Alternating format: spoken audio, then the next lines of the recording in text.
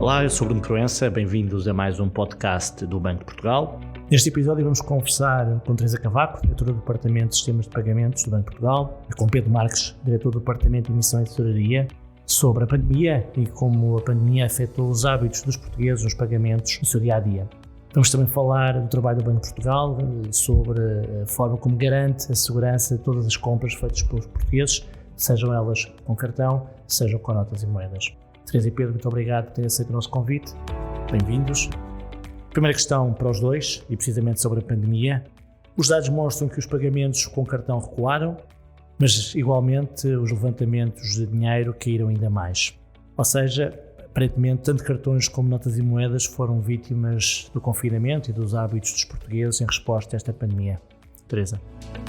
Sim, pode-se dizer que sim. A pandemia impôs longos períodos de confinamento e fortes restrições às famílias e às empresas, e isso provocou a contração da atividade económica e do consumo.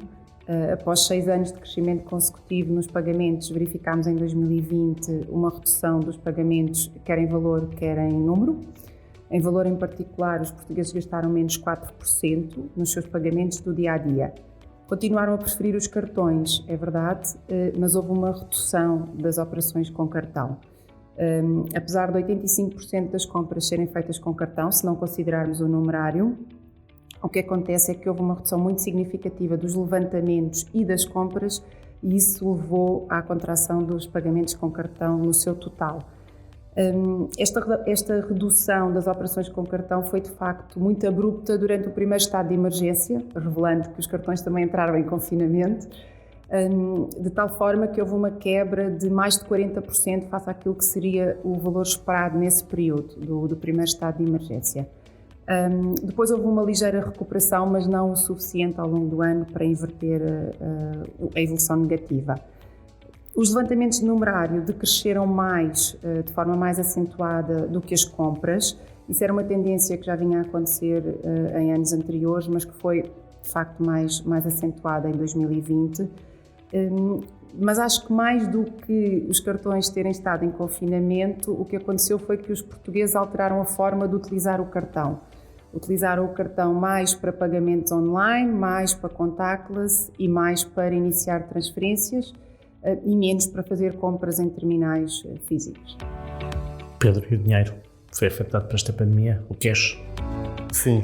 Podemos dizer que de facto as notas e moedas acataram muito bem as instruções de confinamento, porque andaram muito pouco na rua e ficaram quase todas em casa. O recuo na utilização do numerário, por exemplo, nos levantamentos ATM, registrou-se uma quebra de 13,4%.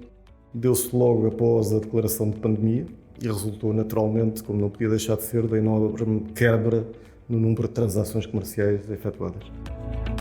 No momento posterior, surgiu uma suspeição relativamente ao risco de transmissão do coronavírus através do numerário, que também veio contribuir para esta retração. E a este propósito aproveito para esclarecer que o BCE patrocinou um estudo efetuado por 2 laboratórios e que comprovou que o tempo de sobrevivência do coronavírus no papel das notas e no metal das moedas é inferior ao que se verifica noutras superfícies, como por exemplo o aço inoxidável. Pelo que, para utilizar o numerário em segurança, basta termos as mesmas precauções que devemos ter após tocarmos numa maçaneta de uma porta, num carrinho de supermercado ou num botão de elevador, que é, após o contacto, devemos higienizar as mãos. O ano passado foi de facto um ano diferente na questão do numerário, porque para além da redução da utilização dos levantamentos, como estamos aqui a falar, também houve uma quebra daquilo que eram os depósitos dos bancos no carregado, no Banco de Portugal. Como é que se explica este fenómeno? É tudo pandemia e redução do turismo? Como é que isto se explica? Este ano tão diferente, digamos assim, na área do numerário? 90% da explicação é a pandemia. E, portanto, houve de facto E o turismo aí tem um fator importante, os depósitos no Banco de Portugal, nomeadamente das notas de mais alta denominação que chegam ao banco por via do turismo, tiveram uma redução enorme. Mas o importante é que o dinheiro físico continua a ter um papel relevante nos pagamentos dos portugueses. Um estudo que foi efetuado pelo BCE em 2019 mostrou que o numerário na altura era o instrumento de pagamento mais utilizado em Portugal. E outro estudo efetuado já em 2020, já durante a pandemia, indicou que 52% dos portugueses mantiveram a mesma regularidade de pagamentos em dinheiro durante a pandemia. Mas para efetuarmos uma reflexão mais abrangente acerca do papel do numerário e da importância do numerário atualmente, temos de ter sobretudo em consideração o papel importante como reserva de valor, porque as notas, apesar de estarem a ser menos utilizadas como instrumento de pagamento, nunca foram tão utilizadas como reserva de valor, e isto é um fenómeno que o BCE designou como o paradoxo das notas. Os números são verdadeiramente impressionantes. Reparem, em 2020 o valor da circulação do euro cresceu 11%, quando nos 10 anos anteriores tinha crescido em média 5% ao ano. Posso também adiantar que nestes 3 primeiros meses de 2021 o crescimento homólogo tem-se mantido sempre acima dos 10%, e ainda há números mais impressionantes. Por exemplo, a emissão líquida de notas de 20 euros, que é a denominação que circula mais frequentemente no nosso país, cresceu nos últimos 12 meses 111% em Portugal, em comparação com os 12 meses homólogos. E este fenómeno de crescimento da circulação não é exclusivo do euro. A Libra está a crescer acima dos 14%, o dólar cerca de 17%, e este crescimento também não é exclusivo das divisas que circulam à escala planetária. Eu estive a fazer aqui uma averiguação. O dólar australiano, por exemplo, está a crescer à volta de 17% também. E o relativamente desconhecido shekel de Israel cresceu 21%. Portanto, eu diria que muito provavelmente nunca existiu um valor tão grande em numerário fora dos bancos centrais como ao dia de hoje em que estamos aqui a gravar o podcast, e isso demonstra bem a relevância do numerário. E já há indícios, se calhar não há, mas para percebermos se é aqui um efeito, se é um fenómeno, digamos assim, ligado à pandemia, que vai ter tendência a reverter-se ou a estabilizar-se, essa utilização, como estavas a explicar, do numerário como reserva de valor, ou se é uma tendência completamente nova que veio, não sabemos ainda. Esta tendência verifica-se cada vez que há uma crise. Já aconteceu após a falência do Lehman Brothers, e aconteceu na crise cambial do rublo, e portanto agora estamos mais uma vez a assistir a este fenómeno, só que desta vez com uma dimensão superior. Teresa, na área dos pagamentos eletrónicos e digitais também se fala, e cada vez há quem mais afirme, que esta pandemia vai trazer uma mudança de paradigma. Por um lado, acelerar alguns comportamentos que já se assistiam antes, mas sobretudo, como dizia há pouco, induzir alguns comportamentos novos, nomeadamente o contactless, que é uma tecnologia pouco utilizada e que agora a utilização disparou. Esta pandemia vai ser de facto um turning point em alguns hábitos de consumo, de utilização dos pagamentos para consumo? Sim, de facto a pandemia induziu aqui uma alteração de hábitos, como dizes, uma mudança de paradigma. A nossa expectativa é que já não haja um retrocesso, dada a conveniência dos meios de pagamento que foram adotados. A pandemia trouxe, e disseste bem, trouxe um acentuar do ritmo de digitalização, trouxe uma alteração de hábitos de consumo e de hábitos de pagamento, trouxe no essencial mais pagamentos à distância e menos compras físicas.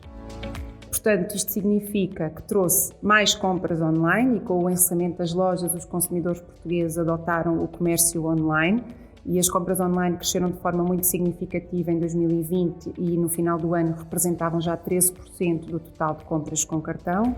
E trouxe também o crescimento das compras com contactless. As compras contactless mais do que triplicaram o seu peso, cresceram 163% em número e 271% em valor, e no final de 2020 representavam também já 32% do total de pagamentos com cartão. Já existiam antes da pandemia, mas o ritmo acelerou-se muitíssimo. Num contexto, e o Pedro referia isso, em que os consumidores foram alertados que era preciso evitar o contacto com outras pessoas, era preciso evitar o contacto com superfícies partilhadas, digamos assim, a tecnologia contactless revelou-se muito conveniente, e os trabalhos de promoção que tivemos nos anos anteriores não tiveram tanto resultado como a pandemia, que de facto fez com que consumidores e comerciantes quisessem utilizar os pagamentos contactless. Para este aumento também muito contribuiu uma medida do Banco de Portugal, que foi tomada em conjunto com a Comunidade Bancária Nacional e que na altura foi amplamente divulgada, foi a subida do limite de 20 para 50 euros, limite para fazer uma transação contactless sem introdução do PIN. Nós fomos um dos primeiros países a fazê-lo na Europa, e isso terá sido determinante também para esta adoção mais generalizada do contactless em Portugal. Deixa-me mudar aqui um bocadinho os temas da conversa. O Pedro já referiu há pouco os estudos do BCE sobre a questão da pandemia no numerário, digamos assim. O Banco de Portugal na sua missão, compete garantir a segurança e o bom funcionamento dos pagamentos, tanto em cartão como em numerário. Que medidas é que tomamos, que foram adotadas no último ano para garantir essa missão no contexto de pandemia? Teresa. Sim, no nosso caso do DPG, ao Banco de Portugal compete garantir a segurança e o bom funcionamento dos sistemas de pagamentos de retalho. Essencialmente estamos a falar do SICOI, do nosso sistema de compensação interbancária, em que são processados os pagamentos que são efetuados com cartões, com transferências a crédito e transferências imediatas, com débitos diretos, entre outros.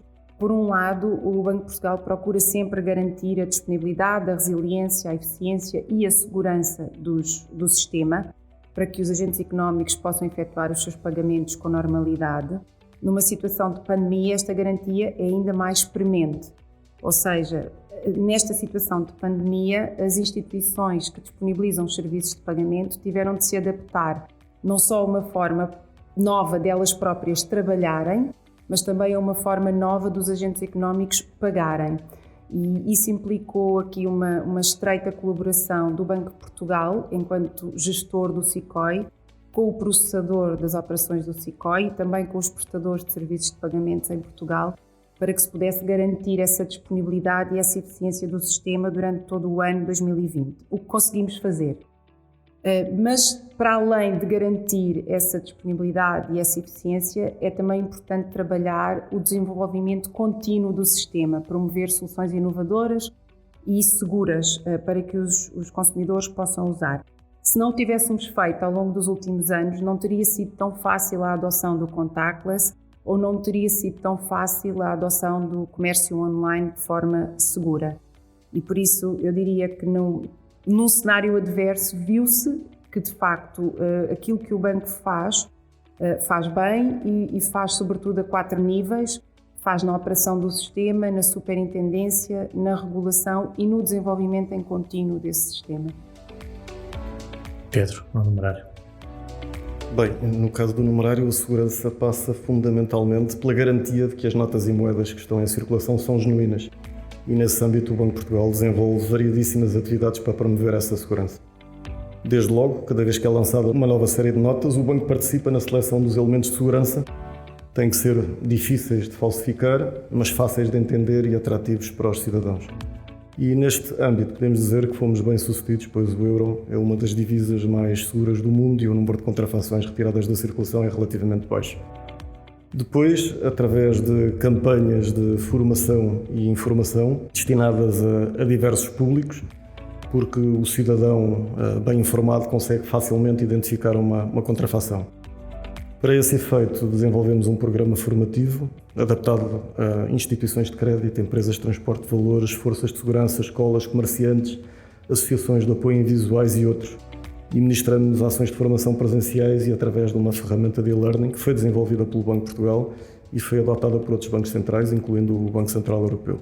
Portanto, num ano normal, que não foi o caso de 2020, damos formação a mais de 20 mil pessoas. Mantemos também uma estreita colaboração com a Polícia Judiciária e articulamos o combate à contrafação com os outros bancos centrais e as outras polícias criminais dos países do euro. Relativamente ao bom funcionamento das compras com numerário, a nossa atividade passa sobretudo pela monitorização do numerário que é processado pelas instituições de crédito e pelas empresas de transporte de valores. Fazemos-lo através de 11 unidades de inspeção, das quais 10 estão localizadas na rede regional e que permitem uma cobertura integral do território nacional. Mais uma vez, num ano normal, efetuamos 500 inspeções. O ano passado não foi possível cumprir este número. E mantemos uma estreita colaboração com as instituições de crédito e as empresas de transporte de valores também, por forma a garantir que não há estrangulamentos que impeçam o abastecimento do numerário ao sistema bancário e, portanto, o acesso da população ao mesmo. E esta atividade, sim, foi extremamente desafiante em 2020 e continua a ser, durante a pandemia, especialmente quando são impostos cercos sanitários. Último tema da nossa conversa, o euro digital. O BCE está a estudar o euro digital, aliás é um tema transversal à grande parte dos bancos centrais. Pergunta que é de difícil resposta, porque de facto é algo que nós ainda não conhecemos como é que vai ser a sua formatação no futuro, mas poderá o euro digital conviver com as notas e moedas, por um lado, e com os pagamentos eletrónicos que hoje conhecemos? Teresa? A resposta é sim. mas agora um bocadinho de enquadramento à resposta. Os pagamentos não evoluem da mesma forma em todos os Estados-membros e mesmo dentro de cada Estado-membro, aquilo que vemos é que existem segmentos da população que têm maior apetência para a utilização dos instrumentos eletrónicos e outros segmentos que continuam a manter a sua preferência pela utilização do numerário para efetuar pagamentos. E isso não tem problema ou contradição nenhuma. O que é relevante garantir, na nossa perspectiva, é que aqueles que têm a preferência por utilizar os instrumentos eletrónicos sentem-se confortáveis e conseguem fazer essa utilização num ecossistema, num cenário mais digital. Isto significa o quê? Significa que daqui a uns anos, num cenário mais digital, devemos ter uma moeda do Banco Central sem risco de liquidez e de solvência, que aquelas pessoas que gostam de utilizar instrumentos mais eletrónicos possam utilizar para realizar pagamentos. Se o euro digital vier a ser emitido, é esse o objetivo, é que ele conviva de forma saudável com o numerário, cabendo aos consumidores escolher qual o instrumento que melhor se adequa às suas necessidades e à sua conveniência. Uma coisa é certa, o euro digital deverá sempre conciliar os benefícios e a segurança da moeda do Banco Central com a flexibilidade e a conveniência dos instrumentos eletrónicos. E depois, no final, o consumidor decide. Pedro, as moedas e notas vão sobreviver ao euro digital? Boa pergunta. Em primeiro lugar, é preciso relembrar que os portugueses gostam muito de utilizar o numerário. O estudo que já referi, que foi efetuado pelo BCE em 2019, o SPACE, mostrava que o numerário em Portugal era utilizado em cerca de 81% das transações efetuadas. E entre as características do numerário mais apreciadas pelos portugueses encontram-se algumas que o euro digital dificilmente conseguirá reproduzir, nomeadamente o facto de ser totalmente inclusivo e não estar dependente da atenção de uma conta bancária, de garantir total privacidade ao seu utilizador, de permitir mais facilmente controlar os gastos e de proporcionar total autonomia face às tecnologias, sejam elas as comunicações ou simplesmente a energia elétrica. Acredito que o euro digital será tão mais bem sucedido quanto mais características do numerário conseguir adotar e será muito provavelmente o complemento do numerário durante muitos e muitos anos. E, eventualmente, a muito longo prazo, poderá mesmo vir a substituir integralmente o numerário. Mas, como dizia Keynes, a longo prazo todos estaremos mortos. E estou sinceramente convencido que ainda vai demorar muito tempo até nascer o primeiro habitante deste planeta que viverá num mundo completamente desprovido de numerário. Teresa, Pedro, muito obrigado. Despedimos com Keynes. Se quiserem saber mais sobre pagamentos eletrónicos e emissão monetária, há informação no site do Banco de Portugal, em www.portugal.pt, e pode seguir-nos nos podcasts do Banco de Portugal, no Twitter, no LinkedIn e no Instagram. Muito obrigado, até uma próxima oportunidade.